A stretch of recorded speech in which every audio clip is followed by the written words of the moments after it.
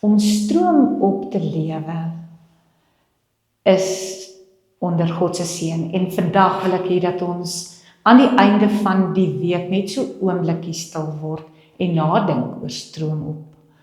Ons het gehoor hoe dit voel om stroom op te leef, wat die prys is om anders te kies.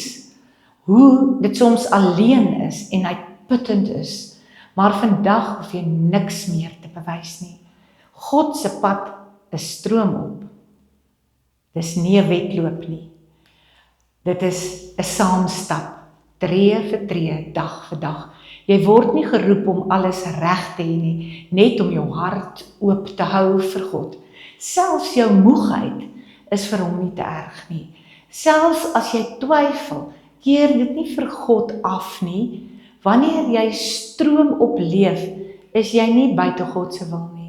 Jy is binne in sy sorg. Die stroom mag sterk wees, maar God se hand is sterker. Hy ken jou naam, hy ken jou pad. Hy loop voor jou uit. En daarom wil ek jou seën aan die einde van 'n stroomopweek. Mag die Here jou seën met rus wanneer jy moeg is. Mag hy jou dra wanneer jou krag min is.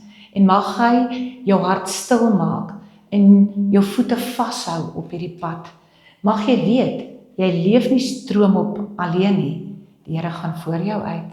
Hy's langs jou, hy's agter jou. Gaan dan in vrede, gaan leef stroom op in God se seën.